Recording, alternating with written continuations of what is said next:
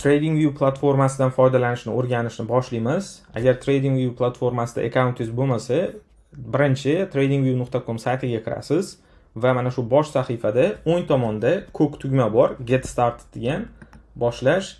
Mana shu tugmani bosasiz. Bu yerda tariflar chiqadi. Birinchi ko'rsatilgan tarifi bepul, foydalanish doimiy bepul va undan keyin 3 xil tarifi bor. $14.95 dan boshlanadi. Bu har oy uchun to'lov. Mana bu yerda yillik bo'yicha agar 12 oyda bittada to'laydigan bo'lsangiz, ko'rishingiz mumkin, tarif arzonlashadi. Oylik bo'yicha to'lamoqchi bo'lsangiz mana shunday va 1 oy trial muddati bor, ya'ni sinab ko'rishingiz mumkin. Pastida qaysi funksiyalar, qaysi xususiyatlar kiritilgani batafsil ko'rsatilgan.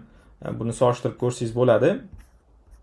Lekin bu pulli tarifini sotib olishdan oldin bepul tarifini ishlatib yoki bo'lmasa mana shu 1 oy trial muddatini ishlatib ko'rib, agar rostdan ehtiyoj sezsangiz, keyinchalik doimiy ishlatadigan bo'lsangiz, ana undan keyin sotib olishingizni tavsiya qilaman.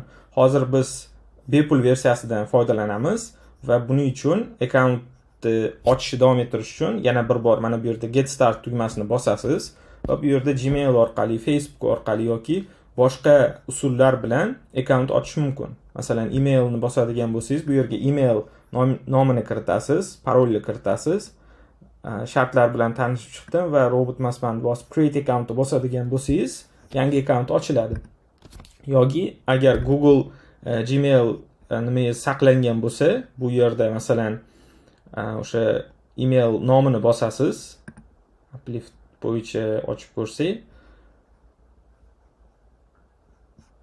continue ni bosamiz va mana bizda yangi akkaunt ochildi. Mana o'ng tomonda e'tibor bersangiz, U paydo bo'ldi. Mana shu Uplift nomi bilan. Endi biz mana birorta aksiyani qidiradigan bo'lsak, misol uchun Tesla'ni sahifasini ochadigan bo'lsak, bizi akkauntimizda mana shu chiqadi. Mana Tesla aksiyasi, mana Uplift akkaunti, hozir yangi ochgan akkauntimiz va mana shu yerda biz birorta aksiyani tahlil qilib, watchlist saqlaydigan bo'lsak, mana shu akkauntda saqlanib qoladi. Va hozir biz saytda turibmiz, tradingview.com sayti. Buni oldingi videoda aytib o'tdik. Ilovasi ham bor. Kompyuteringizga o'rnatib olsangiz bo'ladi, telefoningizga o'rnatib olsangiz bo'ladi. Buning uchun mana shu akkauntni ustiga bosasiz va Get Desktop appni bossangiz, ana shu o'rnatadigan programmani nimasi chiqadi. O'shani xullas kompyuteringizga o'rnatib olasiz.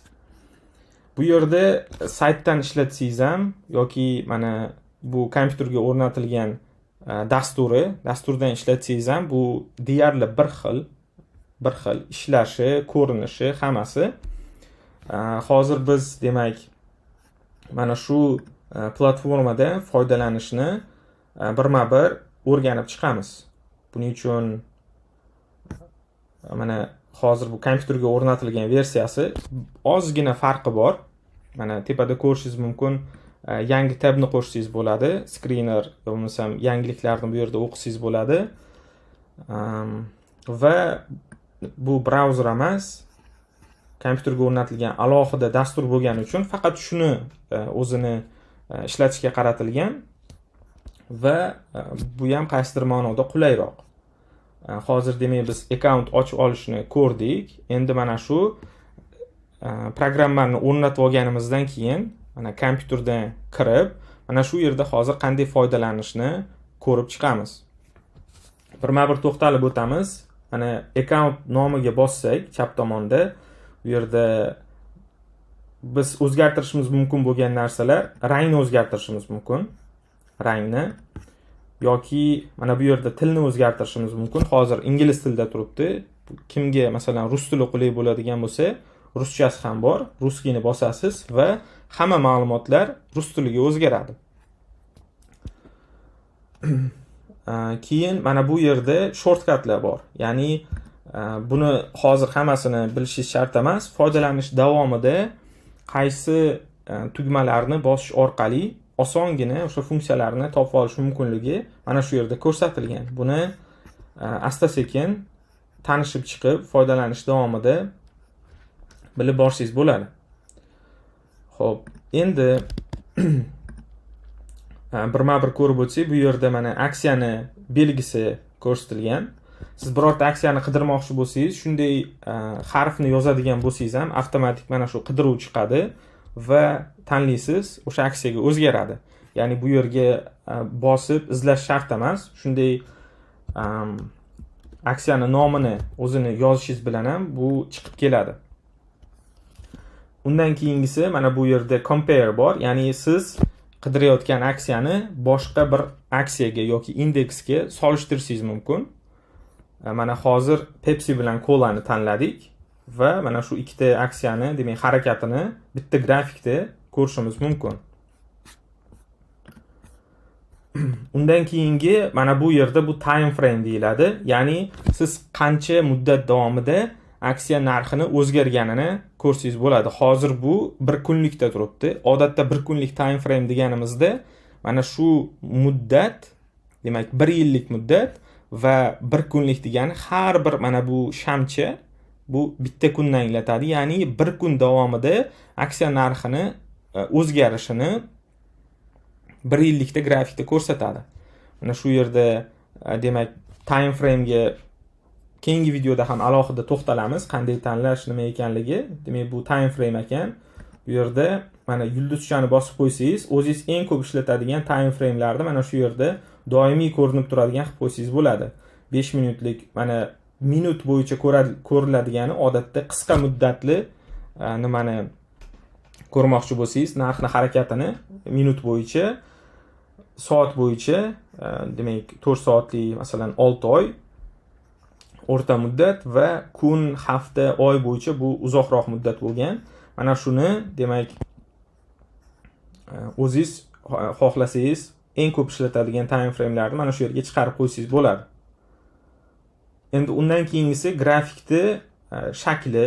Hozir candles, ya'ni shamchalarda turibdi, yapon shamlarida. Buni boshqacha ko'rinishga o'zgartirsangiz ham bo'ladi. Mana bosasiz, o'zgaradi, liniyaga qo'ysangiz bo'ladi. Biz asosan demak shamlar bilan ishlaymiz va shuning uchun bu yerda demak shamlar turibdi. Endi qaysidir boshqa maqsadlarda buni o'zgartirmoqchi bo'lsangiz, mana o'zgartirib bu yerda ranglarini ham o'zingiz xohlagan ranglarga mana simbolda o'zgartirib olsangiz bo'ladi. Endi undan keyingisi indikator. Biz mana bu tepa qatorni birma-bir ko'rib chiqyapmiz. Indikatorda bir necha indikatorlar bor. O'sha narx harakatini yaxshiroq ko'rishda, aniqroq ko'rishda yordam beradigan. Masalan, RSI. Mana shu yerga indikator nomini yozasiz va pastda, grafikning pastida indikator qo'shiladi. Agar grafikning ichida bu foydalaniladigan indikator bo'lsa, grafikning ichida bu narsa ko'rinadi. Xullas mana shu yerda indikator tugmasida technicals ichida bu indikatorlarning nomlari ham ko'rsatilgan. Mana shularni birortasini tanlashingiz yoki mana bu yerda searchda o'zingiz birorta indikatorni izlab qo'shishingiz mumkin bo'ladi. Endi mana bu yerda alert bu signal. Masalan, hozir Qualcomm aksiyasini ko'rib turibmiz. Qualcomm aksiyasi demak $131 narxda turibdi va biz aytaylik $125 narxga kelganda bizga signal berishini xohlaymiz. Bunday holatda masalan bu yerda ko'rishingiz mumkin, crossing bu kesib o'tishi degani pastga, tepaga yoki o'sha ma'lum qiymatdan katta yoki kichik bo'lsa, xullas mana shu yerda mana less than ni tanlab turib 125 ni kiritadigan bo'lsak va create qilsak, mana bizda alert paydo bo'ldi.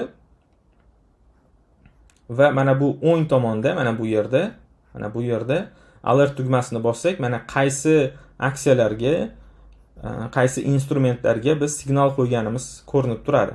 Demak, mana shu yerda alert funksiyasi mana shuni anglatar ekan. Endi undan keyin replayda siz narxni o'zgarishini videoga yozib olishingiz mumkin. Undan keyingisiga o'tamiz.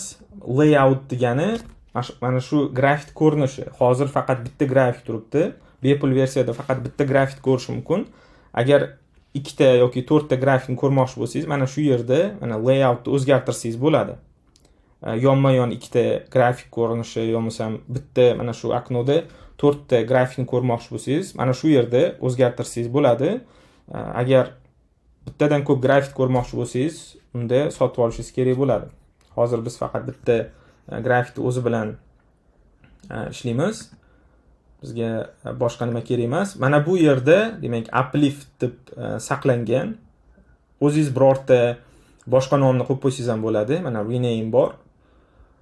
Yoki yangi yaratsangiz bo'ladi. Ya'ni new layout deb bosadigan bo'lsangiz va boshqa nom bilan saqlaydigan bo'lsangiz, ya'ni boshqacharoq tahlil qilish uchun, demak, bu yerda ko'rinishini boshqa nom bilan saqlab qo'ysangiz bo'ladi. Undan keyin mana bu chart settings degan tugma, bu nastroyka tugmasi, grafikda bu yerda ranglarni o'zgartirsangiz bo'ladi.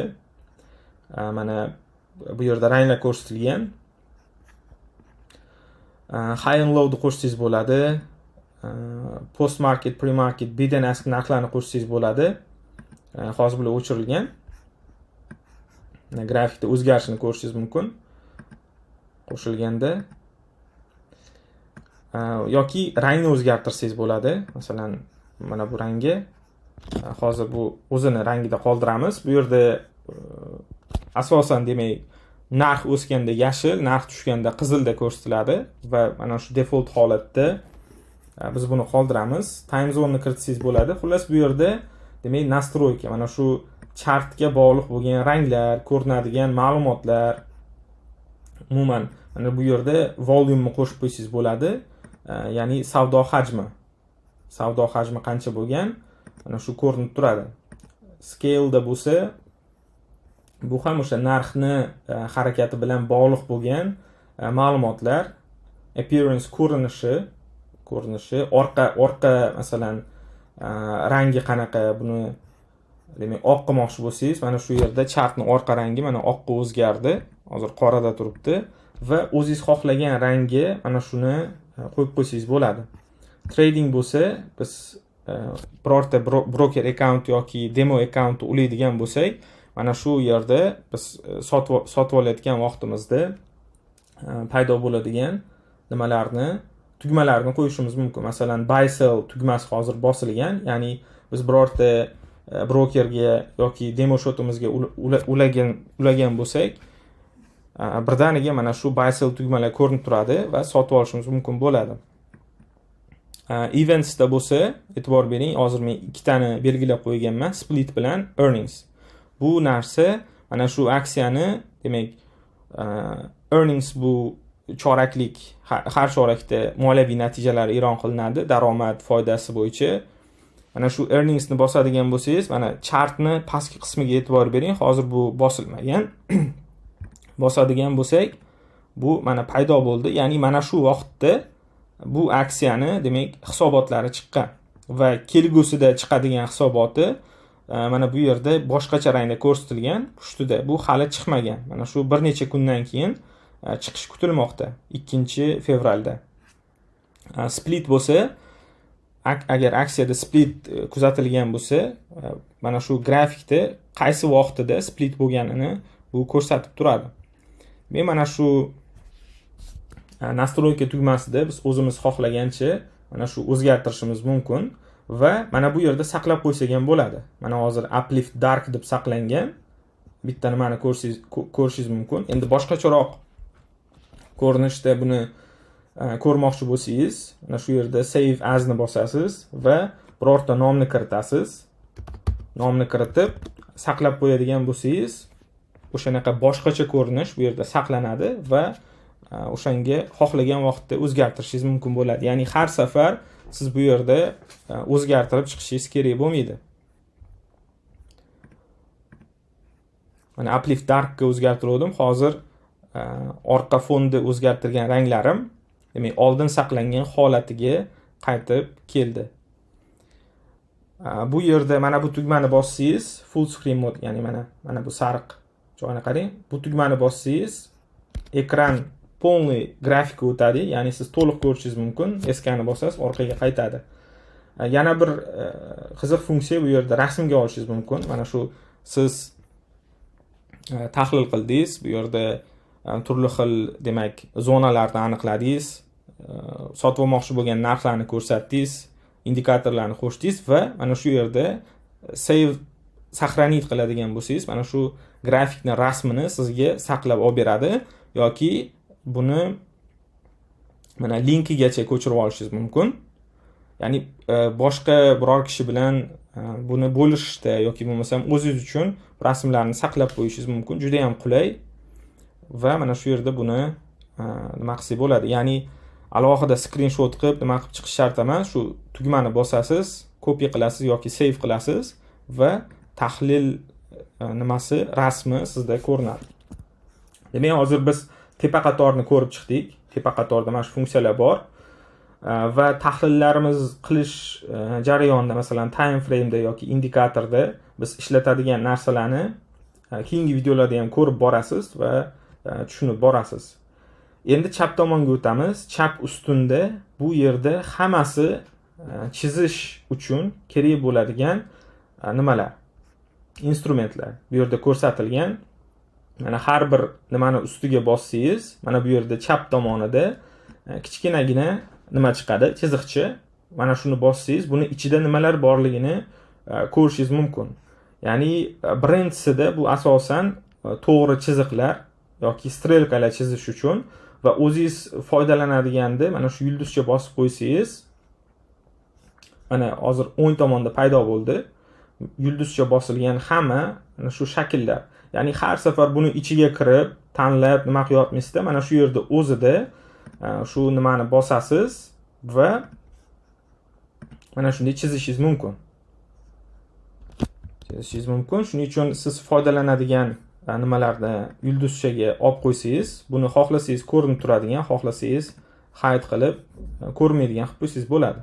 Xullas, mana shu yerda demak birinchisida chiziqlar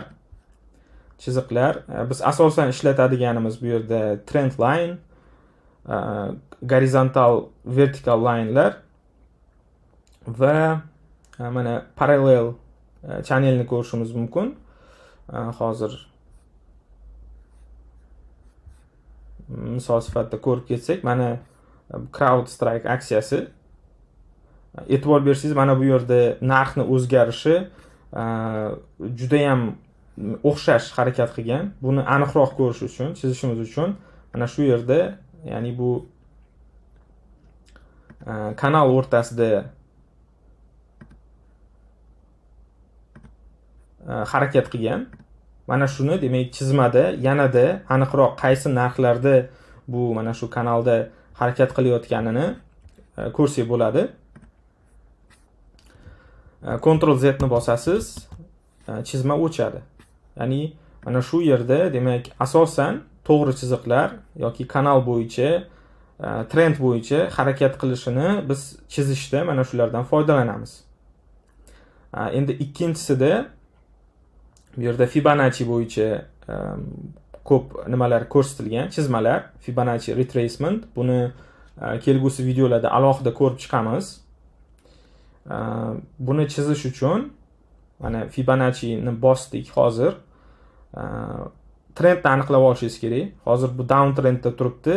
Mana shu down trenddagi eng yuqori nuqtani bosasiz va eng quyisiga olib kelasiz va sizga mana shu Fibonacci darajalarini ko'rsatib beradi. Buni nimani anglatishi, qanday, qachon ishlatishni keyingi videoda ko'ramiz. Hozir demak mana shu yerda funksiyalar bilan tanishib chiqamiz. Umumiy nimalar berilgan. Undan keyingisi demak bu yerda asosiy ishlatadiganimiz Fibonacci retracement, aniqroq aytganda. Undan keyingi qatorda brush. Bu yerda siz demak chizishingiz mumkin. Mana birinchisi turganda brushda chizishingiz mumkin. Rectangle nimasi bor. Bunda demak to'rtburchakni chizsangiz bo'ladi. E'tibor bering, chizgandan keyin o'zingiz xohlagan rangga buni o'zgartirib qo'ysangiz bo'ladi. Juda ham qulay foydalanishga. Va mana shu eng ko'p ishlatadigan nimalarni mana hozir rectangle belgilab qo'yilgan. Mana shu yerda belgilab qo'ysangiz bo'ladi. Demak, bularni har birini o'sha nom bo'yicha ko'rsatilgan. Demak, aylana bo'lsa, aylana chizadi.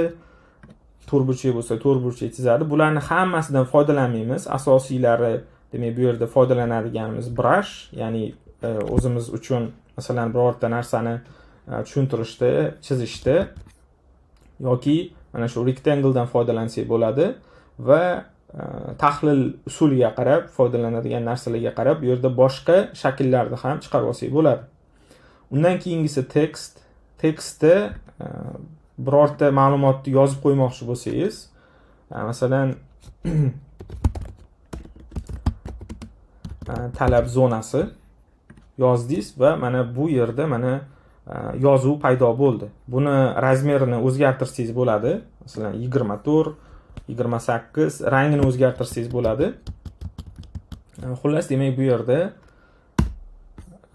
yozish uchun foydalanamiz asosan. Va shu bilan birga mana strelkalar ham bor bu yerda. Ma'lum bir nuqtalarni ko'rsatib qo'yish uchun bu nimalardan foydalansak ham bo'ladi. Demak, buni ichida mana shu yozuv bor, asosan komment qo'ysangiz bo'ladi va strelkalar bor. Masalan, ko'rishingiz mumkin. Xullas, mana shunday foydalansangiz bo'ladi. Undan keyin emotikonlar mana bu yerda demak patternlar, ya'ni figuralar deymiz. Mana shu narxni harakatiga ko'ra shamchalarni har xil figuralari bu yerda alohida saqlanib qo'yganlari bor. Demak, keyingisida mana shulardan foydalansak bo'ladi. Buni o'sha figuralarni gaplashganimizda bunga alohida to'xtalamiz. Undan keyingisi long position, short position. Mana bu yerda siz bilishingiz kerak bo'lgan bitta narsa, long positionda bu yerda masalan siz aksiyani sotib olmoqchisiz va o'sha profit loss bilan take profit yoki o'sha stop loss qo'ymoqchisiz. Ana shu long positionni bosadigan bo'lsangiz, ya'ni aksiya narxi o'sishini kutgan holda mana bitta bosasiz va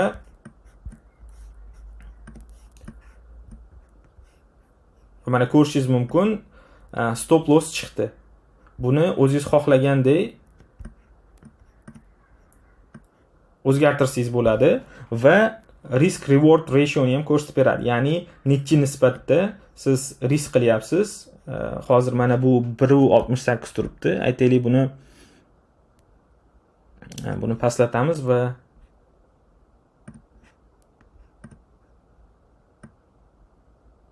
eshikni ham pastlatamiz. Hozir demak 2 ga qo'ysak, mana shu yerda demak hozir biz mana bu yerga kirdik. Long positionni bosdik va bitta bosganimizda agar biz stop loss qo'ymoqchi bo'lsak yoki qaysi narxda, demak qaysi narxgacha aksiya narxini o'sishini kutayotgan bo'lsak, mana shu yerda long position chizmasini bitta bosish orqali narx qaysiga kelsa, masalan hozir 118.37 ga kelsa, bu yerda 16% aksiyani o'sishi va agar 90 dollarga pastlab ketadigan bo'lsa, biz bu yerda demak salkam 8% zararga kiramiz. Ya'ni 2/1 nisbatda hozir risk qilyapmiz. 2/1 nisbatda va mana shunday holatda demak necha foiz o'sadi, qayergacha o'sish kutilmoqda, risk darajamiz necha foiz bu yerda va umuman mana shunday tushunarli nimani chizishimiz mumkin. Qisqacha aytganda, bunga ham keyin batafsil to'xtalamiz. E'tibor bering, bu yerda ikkita bor: long position, short position. Short position bu narxni tushishiga, ya'ni short ochiladigan bo'lsa, bu chiziladigan narsa.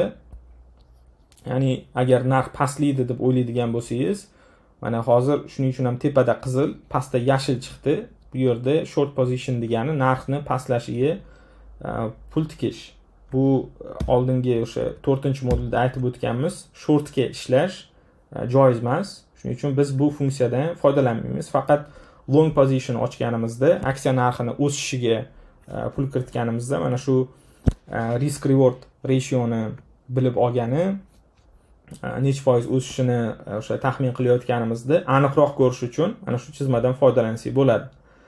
Undan keyingisi emotikonlar. Kimga qiziq bo'lsa bundan foydalansa ham bo'ladi va mana bu yerda bir yillikka qaytib olamiz. Mana bu yerda lineykani rasmi. Bu nima beradi? Mana bosasiz. Bir marta bosib, mana o'zingiz xohlagan nimaga olib keladigan bo'lsangiz, narxga necha foiz o'sadi, nechta o'sha shamcha bu yerda kuzatilayotgani hammasini ko'rsatib beradi. Hozir mana 638% o'sganligi, ya'ni aksiya 48 dollardan 51,5 dollarga ko'tariladigan bo'lsa, demak 6% o'sish mumkinligi bu yerda ko'rsatilgan. Ya'ni mana shu lineykani bosish orqali siz aksiya aytaylik eng quyi mana shu narxdan hozir grafikda ko'rib turganimiz eng yuqorisiga necha foiz o'sganligini, nechta bu yerda o'sha savdo kuni borligini, savdo hajmi qancha bo'lgani, necha kun vaqt ketganini mana shu yerda osongina ko'rsak bo'ladi. Undan keyingisi bu zoom in. Zoom in demak bu zoom in o'zimizga qiziq bo'lgan joyda kattaytirib ko'rsak bo'ladi zoom in tugmasi bilan. Mana bu lupani rasmi. Buni minusini bossak, demak oldingi holatga qaytadi.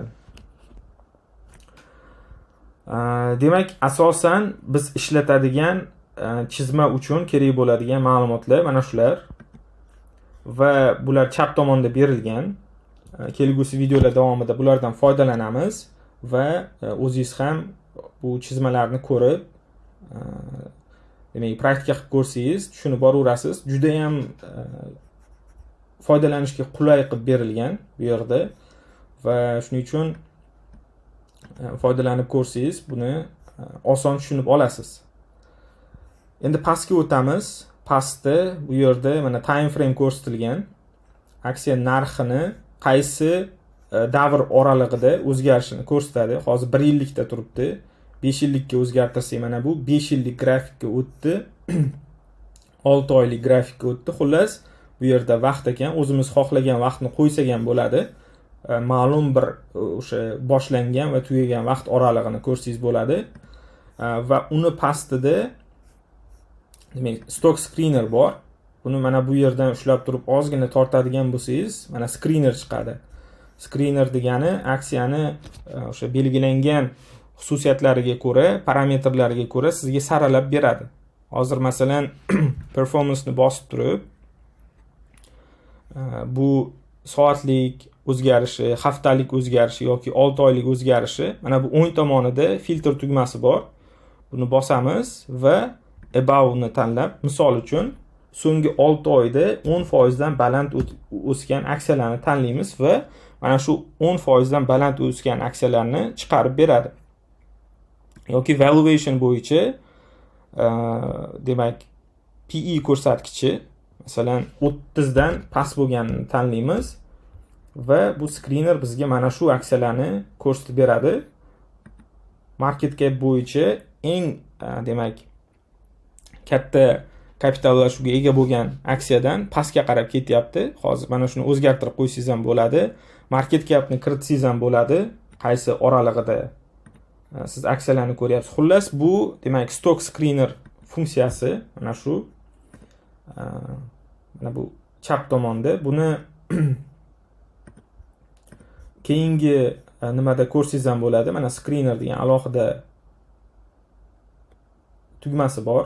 Hozir biz ko'rgan ma'lumotlar alohida bitta o'sha tabda chiqadi va mana o'zingizni qiziqtirgan aksiyalarni kapitallashuv bo'yicha, baholanishi bo'yicha yoki dividendlar yoki texnik tomondan har xil o'sha nimalari bo'yicha bu yerda demak saralab olsangiz bo'ladi.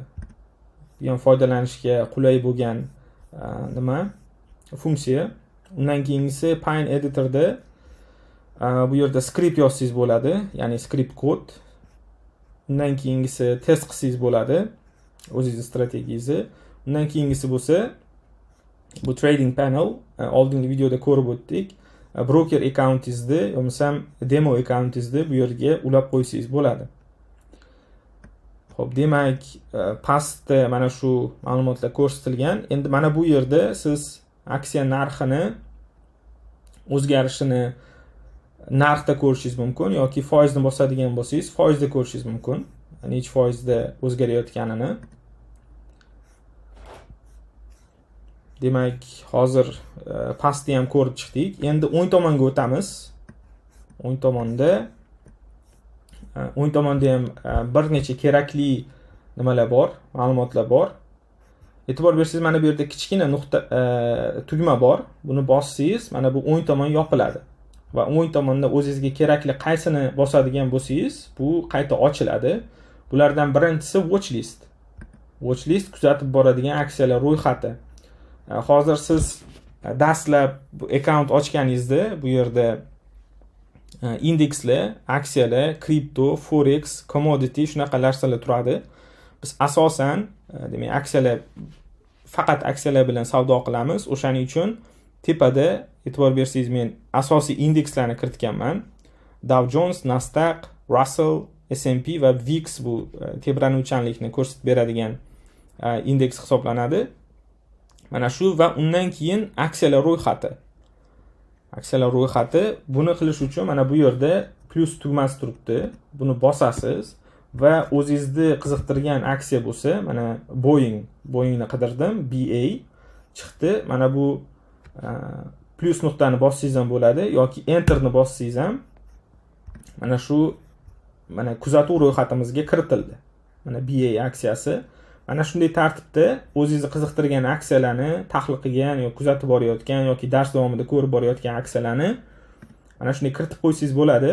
Men bu watch listda mana shu hozir watch listga nom berib qo'ysangiz ham bo'ladi. Men asosiy deb misol sifatida aytib qo'yganman. Asosiy, demak, mana shu watch listimiz. Yangi yaratsangiz bo'ladi, create new list. Va bu bittadan ko'p watchlist yaratish pulli versiyasida mavjud.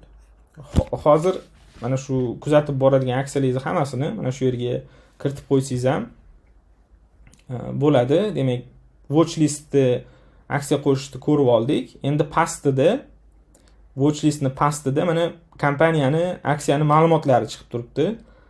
Narxi, asosiy statistikasi, buni bosadigan bo'lsangiz yana ochiladi. Daromad foydasini o'zgarishi, texnik tomondan profili bo'yicha ma'lumotlar. Mana bu yerda 3 ta nuqta bor.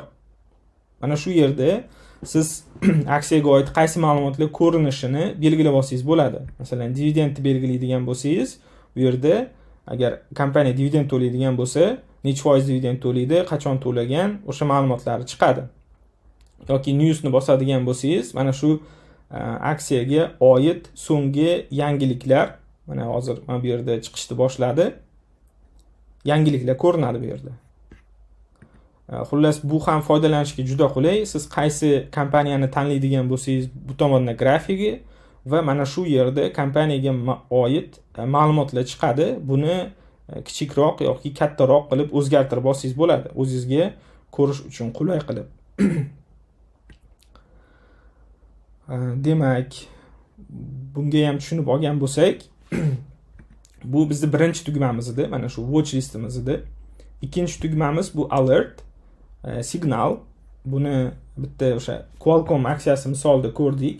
Qaysi aksiyalarga, qaysi holatiga siz signal qo'ygan bo'lsangiz, alert qo'ygan bo'lsangiz, mana shu yerda ko'rinadi. Va mana hozir 125 ga kelsa yoki undan tushsa bizga signal berish kerak. Agar signal beradigan bo'lsa, mana bu yerda o'sha biz qo'ygan narxga, holatga kelgan aksiyalar ro'yxati pastida chiqadi. Bu ikkinchi tugmamiz. Uchinchi tugmamiz bo'lsa, bu demak bizda aksiyani narxini o'zgarishini, masalan hozir biz Enphase ni ko'rayotgan bo'lsak, mana oxirgi kunni belgiladim va mana shu yerda ochilgan narxi qancha, eng baland narxi qanchaga o'zgargani, savdo hajmi mana shu yerda chiqadi, 3-tugmada. O'zingiz istalgan o'sha barni bossangiz, ya'ni mana shamchani bossangiz, o'sha kundagi mana e'tibor bering, men o'zgartirishim bilan grafikda o'ng tomonda ham o'zgaryapti. Ya'ni ana shu kundagi narxlar qaysi narxda ochilgan, yopilgan, o'sha kunda necha foizga o'zgargan savdo hajmi, mana shu narsalar, ya'ni data ko'rinadi. 3-tugmada shu. 4-tugmamiz bu bizda hotlist. Hotlistda asosan mana shu savdo hajmi eng ko'p bo'layotgan, ya'ni bu trending deydi. Savdo hajmi qancha katta bo'lsa, mana e'tibor bering, savdo hajmi 230 million, 160 million, 114 million, mana shu tepadan pastga qarab ketyapti birinchisida. Demak, trending stock degani savdo hajmi boshqa aksiyalarga nisbatan eng ko'p bo'layotgan aksiyalar ekan. Mana Tesla'ni ko'radigan bo'lsak, savdo hajmi oxirgi kunda 230 milliondan ko'proq bo'lgan. Buni mana bunday qilsangiz ko'rinadi hammasi. O'zingiz xohlagancha demak surib olishingiz mumkin. Undan keyingisi eng yuqori, o'sha bir kunda eng yuqori o'sgan aksiyalar ro'yxati. Undan keyingisi eng pastlagan aksiyalar ro'yxati. Masalan, Note'ni oladigan bo'lsak, mana bir kunda bu 31% tushib ketgan.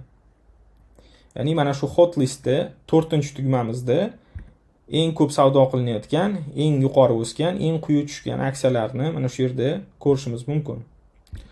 Undan keyingisi economic calendar. Bu yerda mana shu kelgusi kunlar davomida o'sha turli hisobotlar, turli ma'lumotlar chiqadigan bo'lsa, qaysi kunda qaysi nima chiqishini ko'rsatib qo'yadi. Masalan, GDP growth rate Fransiya bo'yicha. Endi bu butun dunyo miqyosida mana shu iqtisodiy yangilik hisobotlar bo'yicha mana shu ma'lumotlar shu yerda chiqadi.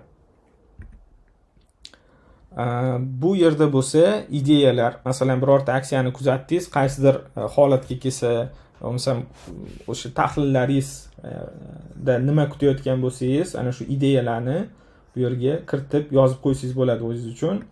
Undan keyingisi note, o'zingiz uchun note yozsangiz bo'ladi va bu yerda mana bu tugma boshqa TradingView foydalanuvchilari bilan turli mavzularda demak fikr almashsangiz bo'ladi.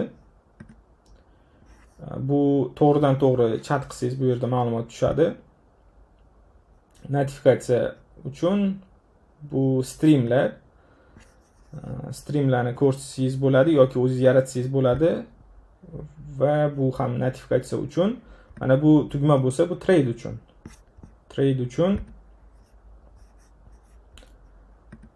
Demak, buni o'chirib qo'ydik. Trade, ya'ni siz aksiyani oldi sotdi qiladigan bo'lsangiz, mana hozir demo shotga uladim. Mana bu yerda mana shu tugmani bosishingiz bilan aksiyani oldi sotdi qilish uchun tugmalar chiqadi. Ya'ni sotish, sotib olish buyurtmalarni qo'yish uchun. Demak, mana shu o'ng tomonda asosiy biz ko'rmoqchi bo'lgan ma'lumotlar shulardan iborat. Bularga tushunib olgan bo'lsangiz, endi biz keyingi videoda mana shu platformada birma-bir texnik tahlilga oid muhim tushunchalarni, turli indikatorlarni, nimalarni bilishimiz kerak, mana shu narsalarni o'rganib boramiz va bularni hozir siz bilan ko'rib o'tgan mana shu TradingView platformasida ko'rib chiqamiz.